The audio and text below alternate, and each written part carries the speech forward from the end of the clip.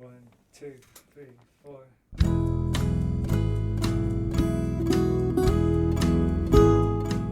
Hello, you're listening to the SKYLIT Books podcast series. We are a general interest independent bookstore located in the Los Feliz neighborhood of Los Angeles, California. This year, because of the coronavirus pandemic, we've had to close our store and cancel in-person events. But SKYLIT is your neighborhood bookstore, and we are finding ways to create community even while we're far apart.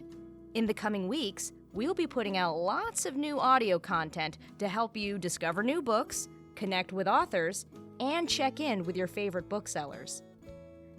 To learn more about how you can help keep SKYLIT alive, please visit our website at skylitbooks.com or check out our social media accounts on Twitter and Instagram. You can subscribe to the podcast on Podbean, iTunes, and Spotify. Thank you for listening and enjoy.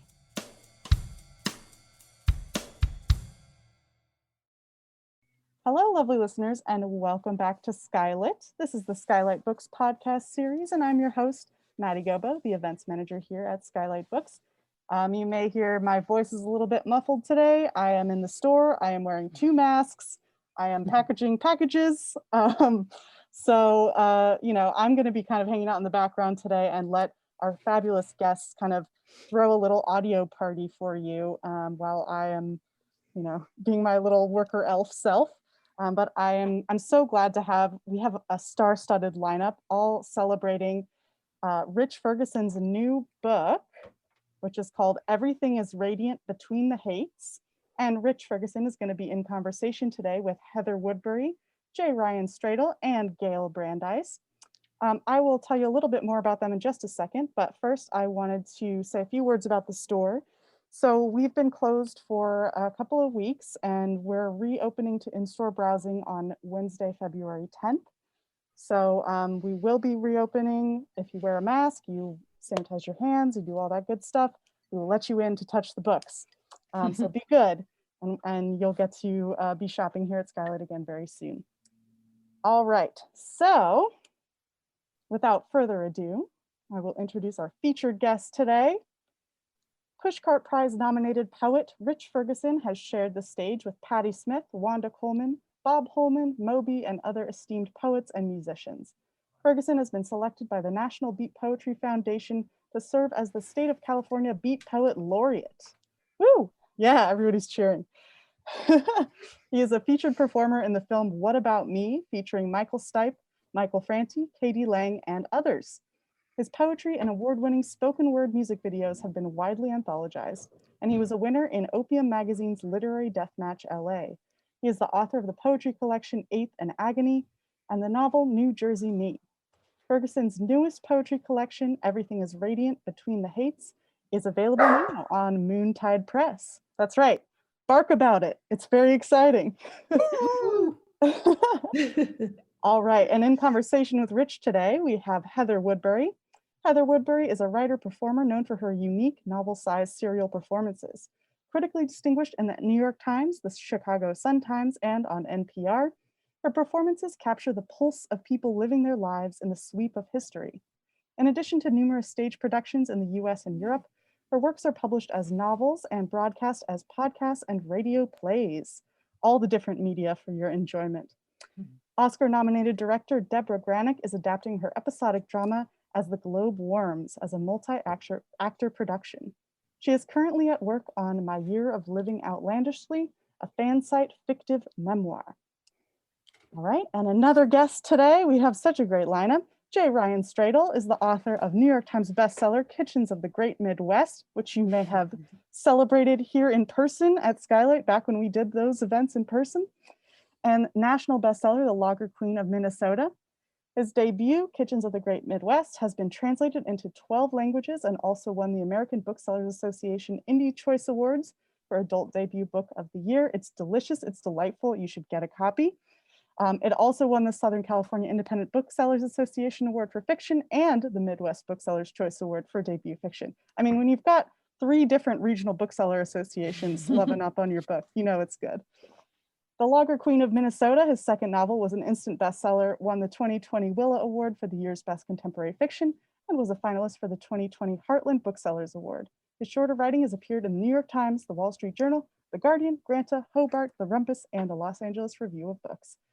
Born and raised in Minnesota, he now lives in California with his family, where he enjoys sports, wine, craft beer, and peas. Oh, tell us more about the peas, J. Ryan. All right, and last but certainly not least is Gayle Brandeis. Gayle Brandeis is the author most recently of the memoir, The Art of Misdiagnosis, and the novel and poems, Many Restless Concerns. Earlier books include the poetry collection, The Selfless Bliss of the Body, the craft book, Fruit Flesh, ooh, good title, Seeds of Inspiration for Women Who Write, and the novels The Book of Dead Birds, which won the Bellwether Prize for Fiction of Social Engagement, judged by Barbara Kingsolver, Toni Morrison, and Maxine Hung Kingston, Self-Storage, Delta Girls, and My Life with the Lincolns, which was chosen as a statewide read in Wisconsin.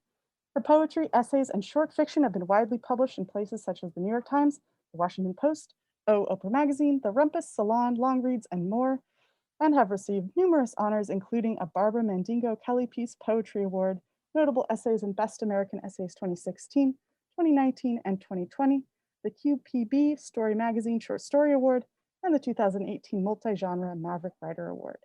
She served as Inlandia Literary Laureate from 2012 to 2014, and currently teaches at Sierra Nevada University and Antioch University, Los Angeles.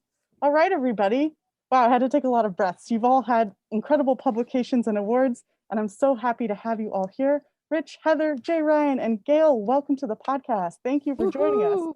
Thank you. Yeah. I just want to say real quick before Heather, before you kick things off, first of all, thank you, Maddie. Thank you, SKYLIT Books, for helping to put this together. Thank you, Heather, J. Ryan, Gayle, for celebrating this event with me. Those bios were so amazing. Maybe we should just wrap things up right now. It's like, thank you, good night, you know. But anyway, yeah. So thank you. Take it away. Matt. Thank you, Maddie. I love SKYLIT, and I feel like we are all virtually assembled at SKYLIT. And we could just read the bios in different spoken word poet styles, you know. We could do the beat version, the hip hop version, and that's all we have to do. But anyway, thank you, Rich, for making this occasion and for writing your beautiful book of poetry.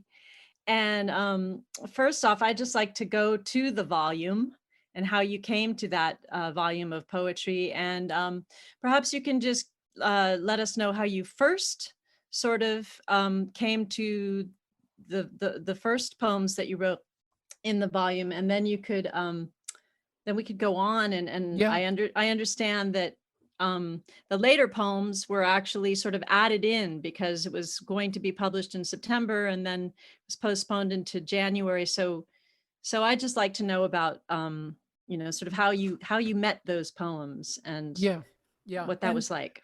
Actually, this is something maybe we can kind of put a pin in, so to say, and you all can talk about this later, like when you feel something, a piece of writing is actually ready. I actually started writing a number of these poems after I had released Eighth in Agony. So that's going back about 6 years or something. And it went through, the collection went through different phases where I thought, it's ready. And then it was like, no, it's not ready. It still needs to percolate. I don't really feel like it's ready yet. And I kind of gave different versions of the manuscript to different people to look at and was just like, I need to keep chiseling away at this. And eventually I found out that my publisher, Eric Morago at Moontide, also did freelance editing. And I thought, oh, this is killing two birds with one stone. I can present it to him as an editor and get some editorial feedback, but also see what he as a publisher would think of it as well. And so, you know, he was a great editor and gave me some wonderful notes. And then I kind of went fishing and I said, you know, can you think of any publishers that would be interested in something like this? And he said, well, I'd be reticent to recommend any other publishers because I would like to publish it myself. So I was like, yes. My work here is done. No, but actually my work wasn't done because then, you know, it went through another round and, you know, J. Ryan can talk about this later because he's currently doing notes and stuff for his next novel. But Eric and I went through different rounds of where I started shifting poems around and, just looking how different poems set against one another, creating different sections. And originally we were going to release it in 2020 of last year. And, we know, what a dumpster fire that all was. And then Eric was like, oh, we're getting delayed. We might have to push it to October. And I was like, okay, and then as, he's like, it's looking like the end of October. And at that point I was like, you know what, we're getting closer to November. And like, if we even try to release this around the election, it's just, there is so much noise going on with the election. I was just like, let's scrap it. Let's wait till 2021. It's a new year. Let's just start off fresh. And he was totally up for it. He's like, you know what, it'll be my first release in 2021. That's a great idea. But to address your other point, Heather, that luxury of time also gave me a chance to add some new poems to the collection to kind of address a bit more that what was going on, politically. And also I was able to add a couple pieces that reflected, life during quarantine and things like that. So had the book been released in September, it would have had definitely a bit of a different feel than it does now. So I am actually grateful for that extended period of time where some people might have been like, oh no, I have to wait. I'd been playing a waiting game since, my first poetry collection came out. So I was like, a few more months isn't going to matter, and it's only going to make the book better. And to your point, it's sort of like the book told you that it wasn't ready yet. In other words, there were, the moment, I think poetry being drama and drama being poetry means that, theater is the most sort of practical of art forms. It's you get your ingredients together and that's what you've got. And so since you had those months in between, you had this sort of performative opportunity to just create new poems for that moment, for that instant. So in that sense, it all came together, and those were the icing on the cake. Yeah, it really was. And yeah, go ahead. No, I just was going to say, some of that icing was some pretty gruesome icing, right? On that on that cake. Yeah, there was some gruesome icing for everyone to have to endure during. Everyone was having to like lap up some pretty gruesome icing during 2020, but yeah, it was, that period of time just being here at home and just, and that's something I would love to speak to you all about, before we wrap things up, just how things have been going for you all, how quarantine's been affecting your writing one way or the other. But yeah, it really gave me a benefit of being able to be more reflective and things like that. Yeah, I mean, I guess what I was trying to say is that, because you are a spoken word artist, and also I just think all poems are sort of about the moment, right? That's kind of what poetry is, a transmission of the now. And so in that sense, those months, September to January, what you had were those months and the things that were transpiring in those months. And so they sort of were the kind of the ending frame for the whole book. So yeah. And so it's some way it was serendipitous.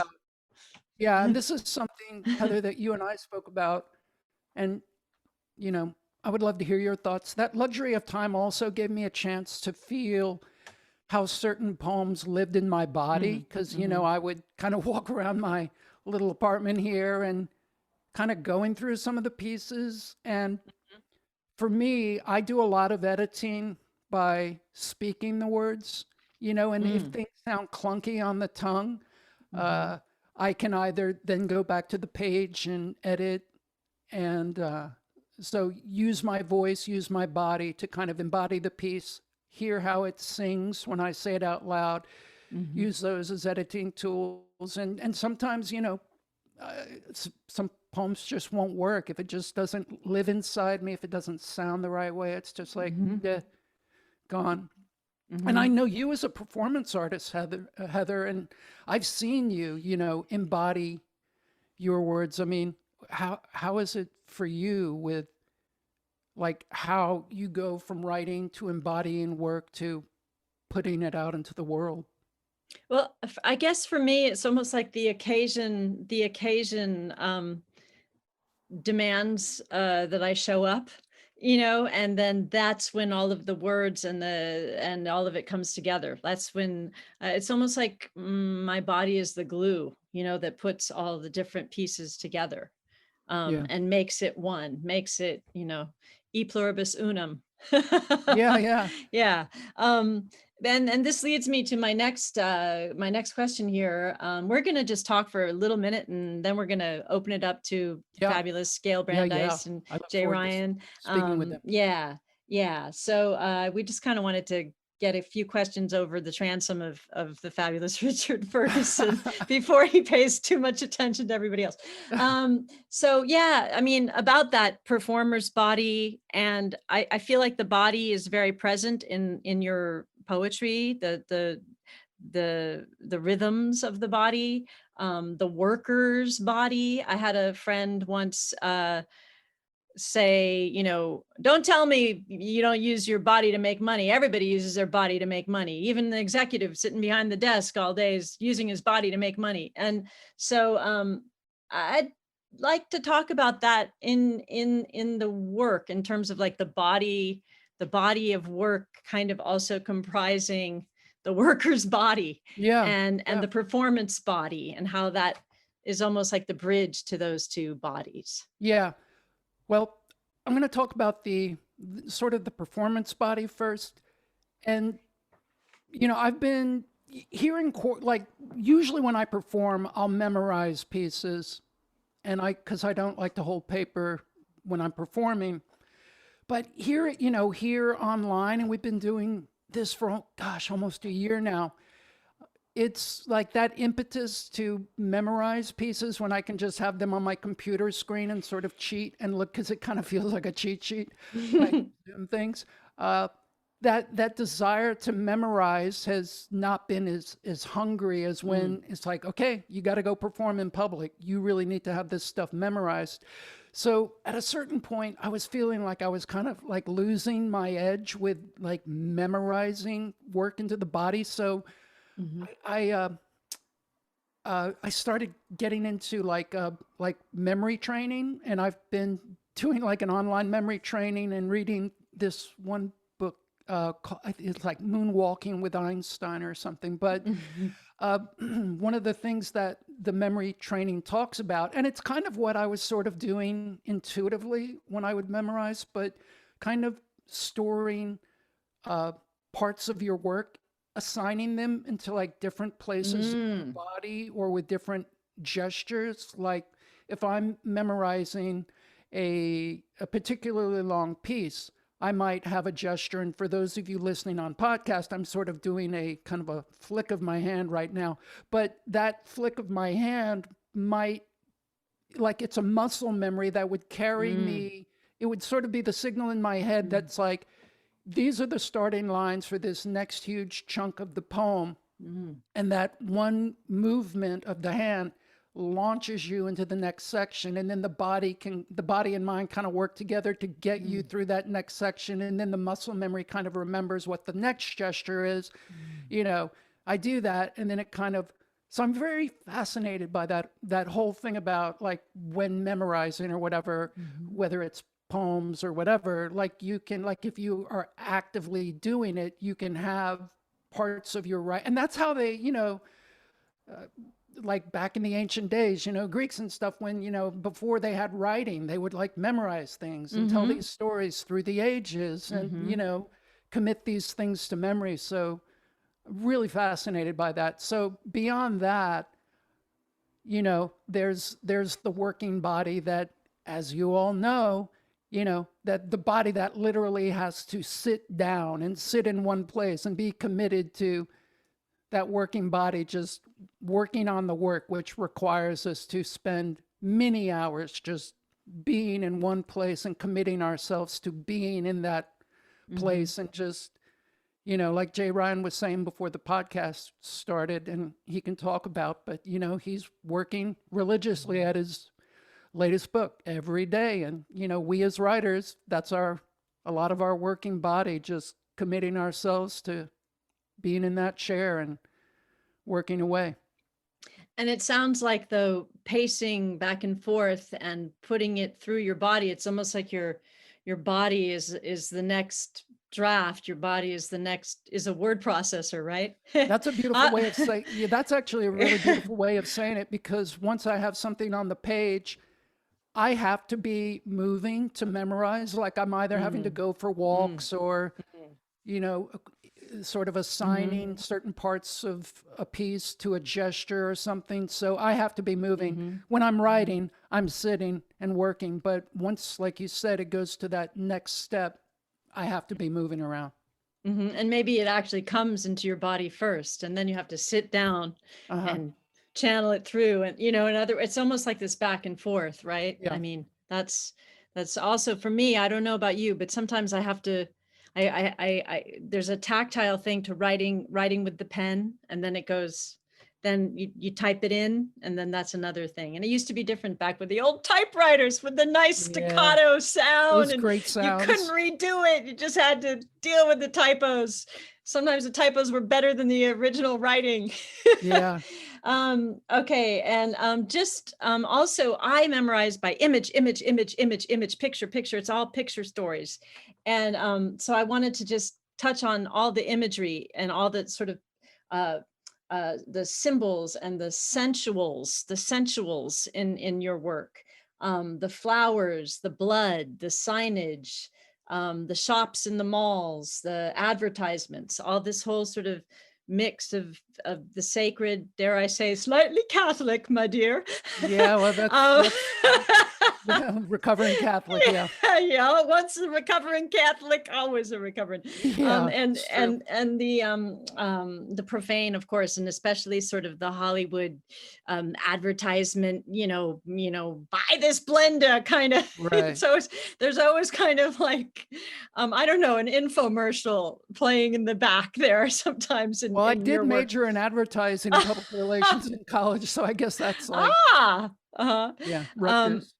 Well, so yeah, I'd just like to talk about the selection, because I think there's a selection, we're all selectors. And so I think it's the way that all of these different colors and images and sensuals in your work, the way that they bump up against one another, that makes the work, that makes the poetry powerful. So I just want to ask you, what's with that weave? That's a good question. That's a really good question, actually.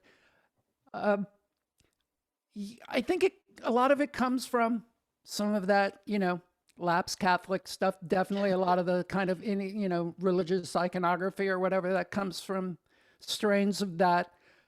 Also many years of playing music. So musical references that come and go. A lot of that is kind of through that strain of me. I also, until I was about 12, lived in North Carolina, and I was really fascinated by the folklore of the South and listening to people tell ghost stories and things like that. So I think there was a lot of that has stayed with me, and that sort of haunting and, haunts and, yeah, I'm just so, I love that, just, folklore and things like that. So I think some of that kind of imagery has kind of stayed with me.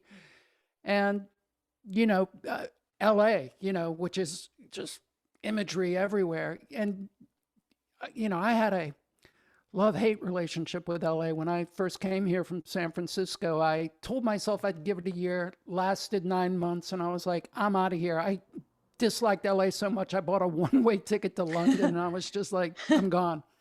But eventually worked my way back and really fell in love with the place. And once I kind of made my peace with LA and just told myself this is where I needed to be, that's where I allowed like all the imagery to start coming in. And I found that some, pieces of mine that I really liked were inspired by LA. And just when I allowed myself to kind of, the imagery to kind of come in and reflect upon it. But, that's a really interesting question. And, for the sake of time, I would like to, give this question to you, Heather, but also to Gayle and Jay Ryan, since we haven't heard much from them yet.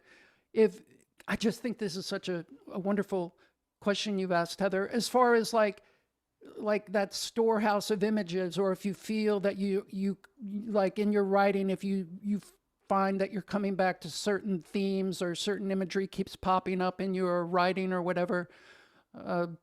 Gayle or Jay Ryan, do either one of you want to start? Sure. And I just want to say how delighted I am to be here to celebrate your beautiful book, Rich. Thank you. And to talk with all of you. This book is so gorgeous. I love the mix of, the celebratory and the gruesome icing, as you talked about before, and just how all of it is so life affirming. It's all so deeply observant and all, ultimately really about being awake and being alive. And Thank you. I love it. Thank you. I'm so happy to be here talking with all of you. Yeah. In terms of imagery that keeps returning in my own work, I find fruit. It just keeps returning over and over again. The juiciness of that, I can't seem to let go of. Birds, mothers, milk, the body. You were both talking about the body earlier, and that's so central to my own work. Yeah. And so yeah, these images do keep coming up, and when that happens, I have to ask myself, am I, falling into old grooves? Am I stuck in a rut? Or are these really potent images that I need to keep returning to because there's something in them that I need to keep unpacking? And so often that's a revision question, returning and saying, there's another plum in my poems. Do I need to take this plum out because I have too many plums already? Or is there something I can plum within the plum? No pun nice. intended. No. And just see whether there's some sort of archetype that needs to be explored more thoroughly. Yeah. What about you, Jay Ryan? Oh, first of all, I want to second everything that Gayle just said at the top. It's an honor to be here with you and Heather and Gayle, and really nice to be here celebrating your book. Yeah, and thanks. I also want to second everything that Heather said about, that Gayle said about the book, but also add that it's also extremely entertaining. And I don't think we can understate the value of that. I mean, your book certainly will plumb readers into depths of their own understanding and perception, but also make them laugh their asses off. And I think that's coming from you. That's high praise, because I so love your sense of valid as I'm sorry. Yeah.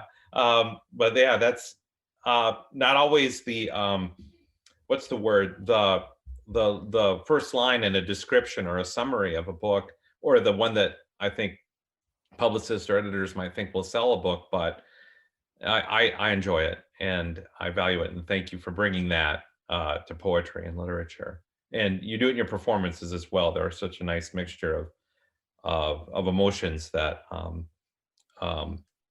it's I don't know. It's something I aspire for in my own work. And going to that, I think probably the themes that come up the most for me are based on the fact that all my books are written for my mom, who died 15 years ago. So they're all attempts to keep her alive. And as such, each book, whatever the apparent subject matter is really another step in a grief process, and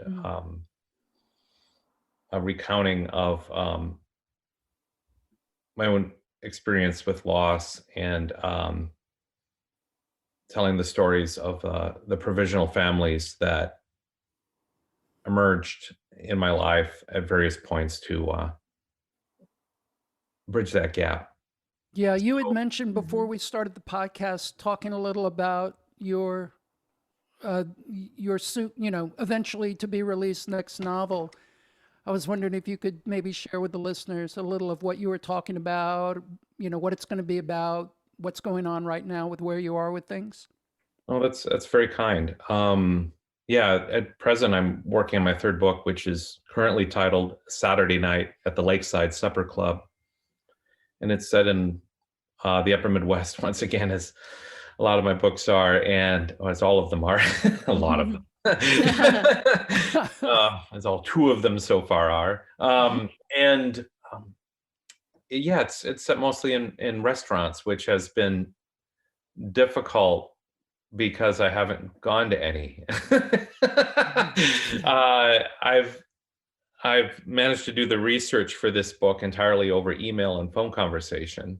I luckily was able to get in a little bit 2 years ago now, in 2019, when I was in the Midwest touring for Lager Queen.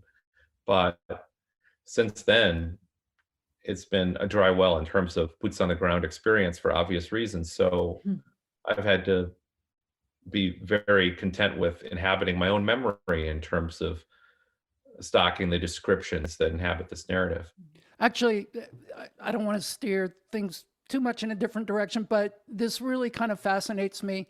I'm curious, do you think the way you're writing about restaurants now being in quarantine maybe has a certain nostalgia or a certain essence that it wouldn't have had you just been able to go to these restaurants in person? Or I think it's quite likely. I think it's got to be a different book than it would have been in a non-pandemic year. Mm-hmm. Yeah, would you say the same is true of your work? I mean, you're literally about to publish a collection that was partially written during the pandemic. So yeah. I mean, kind of like what Heather was saying earlier, just this time in the pandemic definitely allowed me extra time to reflect on the times that I wouldn't have had. Well, a lot of that also had to do when the book was released, but yeah, definitely. Definitely. You know what I would love is, just because I'm so fascinated to hear like how other people interpret my work, I would be so honored if each of you could maybe read a poem from my collection, because I would love to hear how other people interpret them. Yes, that's wonderful. Who would like to go first? Gayle, would you like to read one? Sure, I'd be happy to. And the poem that I chose to read is Not on Your Grave. Just coming back to the body, I have a background in dance. My undergraduate degree is actually in poetry and movement as arts of expression, meditation, and healing. And my desire is to write in a way that's as muscular as dance, and dance in a way that's as articulate as language. And I feel like Rich captured that beautiful balance throughout the collection, but I especially love this poem. So this is called Not on Your Grave. The most joyful moment of the tale is when the woman says to the man, I will dance with you now, not on your grave. The most joyful moment of the song is when the melody hymns to the listener, I will dance with you now, not on your grave. The stranger standing in the shadows that seems to be wielding a gun, but is really a heart on his sleeve, as he says, I will dance with you now, not on your grave. The most joyful moment is when the child says it to a parent, when the moon croons it to the tired and lonely driver, when all our ghosts bundled in the flesh of the moment reach for our hand and offer, teach us how to dance. Thank you, Gayle. That was thank you. So Heather, getting back to your other question, we had ghosts in there, so that's tracing back to the South. We had the music in there and things like that. Yeah, so, I'm just so glad that Gayle read that one. I know, I loved it. I love that you studied dance, Gayle. That's amazing. How about you, Jay Ryan? Yeah, going back to what I added to Gayle's comments on your collection, I chose a humorous poem. Cool. And I'll also add this real quick. I was one class short of double majoring in performance art at Northwestern. So I also, like everyone here, saw a great value in integrating physical performance in written text. Yeah. Yeah. And those of you who have seen, I've yet to see Heather in person, but stupendous readers. And we know from our personal histories attending literary events that it's not always common enough. So the writers who care enough for the audience to think about how they come across physically, I think are real treasures. So thank you all. Thank you, but without further ado, I'm going to read just a few of my childhood misunderstandings. That seahorses were horses with gills and good posture. That Superman's crotch bulge was due to rocks in his shorts. That Transylvania was really Pennsylvania, only with vampires. That making love meant creating something extra special for your mom in art class.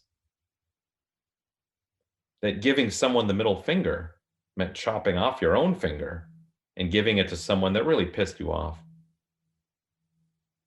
That people shopped naked in strip malls.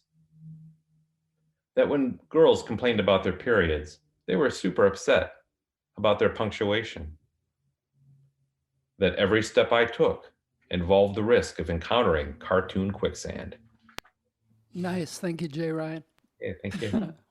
Those are wonderful. It's so interesting hearing my writing interpreted by others. I really love this. This is great. What about you, Heather? Well, I just have a thing for the summer of South Jersey house parties. Oh, cool. And maybe I can't wait because to I read love this. characters and it is so, I just see all the people. Oh yeah, cool. So I'm going to just put on a very light, probably bad and inaccurate New Jersey accent because I tried reading it out loud Great. without one and it just doesn't Great. work. I can't wait. The summer of South Jersey house parties. Riding a rabid twist on a blackout boogie down, it was the summer of South Jersey house parties. Bong blasts and tequila shots till cross-eyed. One too many Long Island iced teas mixed with one too many long looks at someone else's girlfriend, the recipe for a fist fight. Those parties, beer-bellied, tobacco-chewing pineys, boozing elbow to elbow with diner waitresses, divorcees, ex-cons, slutty ex-cheerleaders, and clean-cut recent high school grads like me, getting our first real taste of the raw-boned wild side. Always a muscle car or two parked on dirt lawns, tangled in those back seats, long, lean girls, pregnant with reckless desires, muscled thugs, black cats stalking their psyches, sweat-soaked savage lovers hopped up on Black Beauties and Black Sabbath, bone knocking to sabotage, windows fogged. Those parties every Saturday night, we have itchy minds and feet, hearts hurling bricks through glass walls of inhibitions, danced gangly limbs akimbo inside cigarette and water stain-walled shotgun shacks, juiced on Jack and the DJ's playlist. We brushed up against the opposite sex like sticks rubbing together, sparking fires, burning hips, burning hopes, burning the hours away to Cheap Trick, Blondie, Springsteen.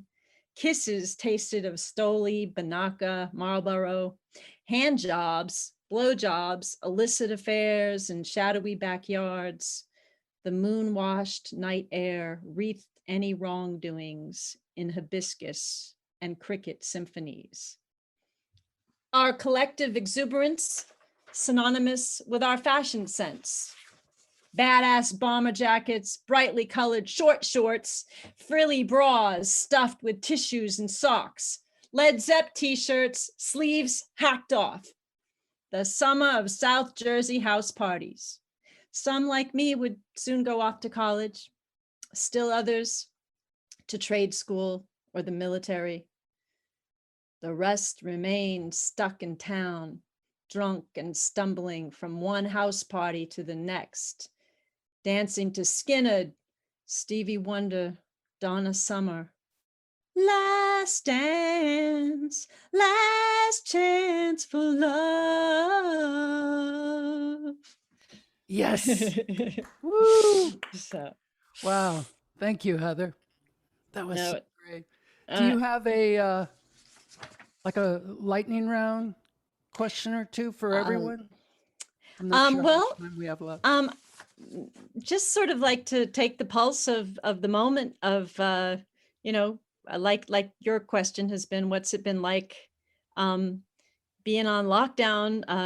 I guess all of us are in varying degrees of lockdown depending on what's going on in our lives, but Why don't what's you it start? been like writing? Right, well, I just spent a lot of time watching cable news and freaking out. I actually started the whole lockdown thing doing this like giant international reading of my 12-hour, 12 episode thing with 91 artists. So that was great. Then I got really fucking depressed and kind of paralyzed. And then I just got really, really, really, really, really into watching Outlander.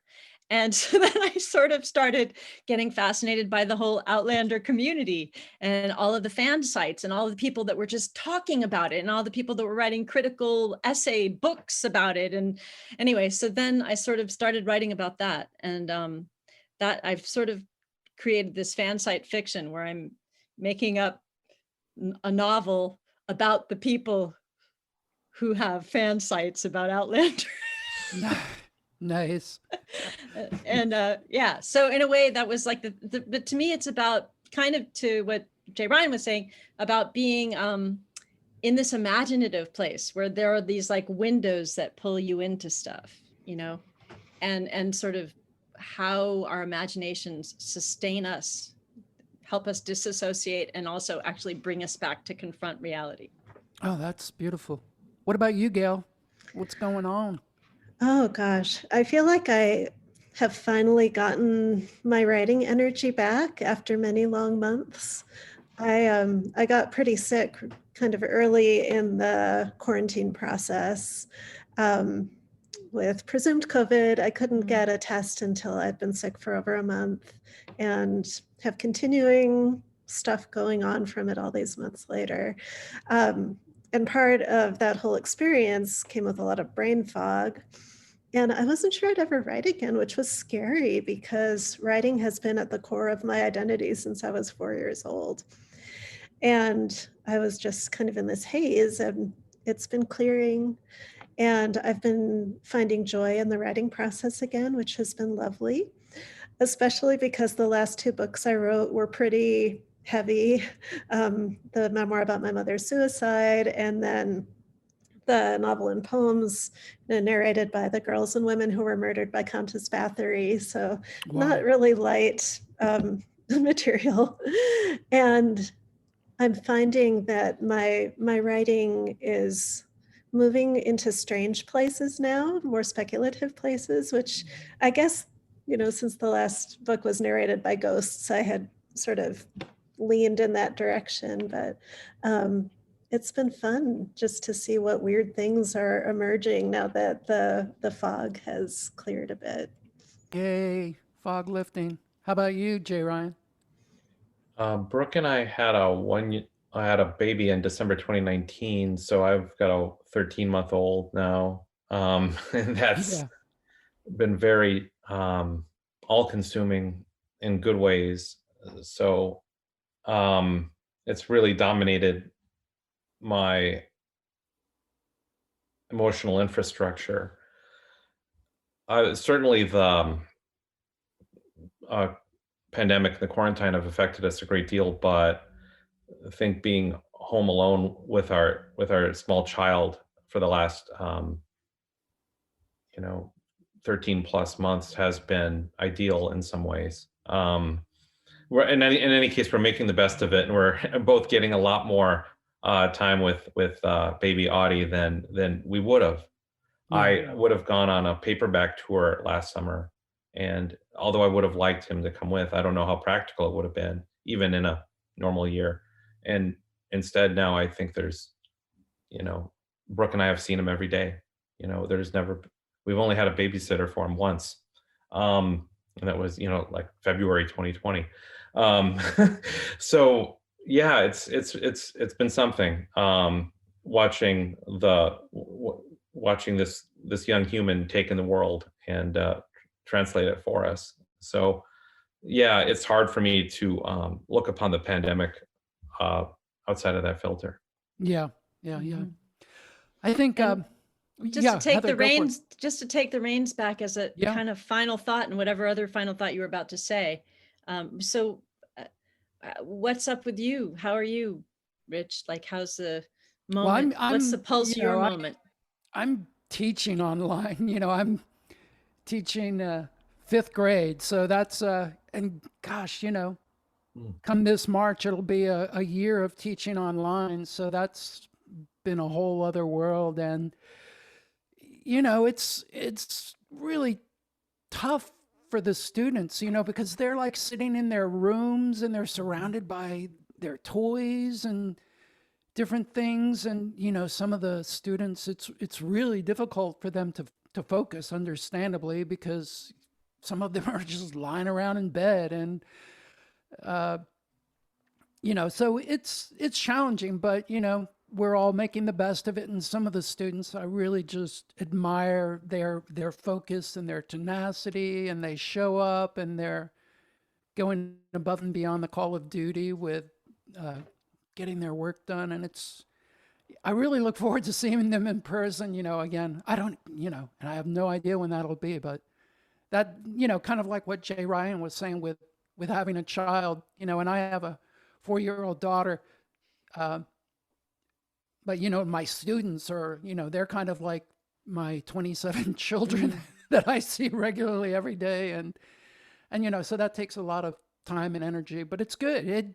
I would say, my students are definitely one of the things that have really kind of helped to keep me grounded during the quarantine, because there is that kind of regular thing of seeing them every day, checking with them every day. And,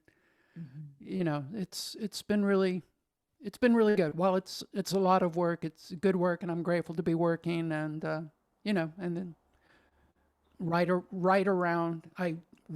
as in writing poems and stuff. I write around kind of that schedule. But otherwise, I've developed a at-home yoga practice, which is great. That keeps me sane. So yeah.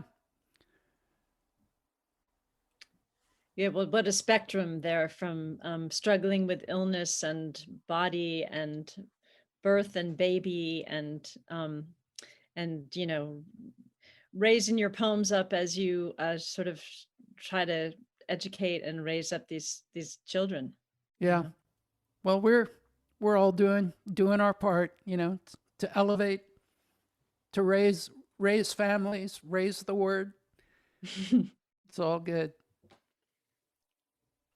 Well, y'all, if you're listening, you got to go out and get that book of poems right away. Yeah. And I'm going to go out and get Gayle's books and Jay Ryan's books. Yeah. So I've been doing a lot of reading, and I hope all you have too.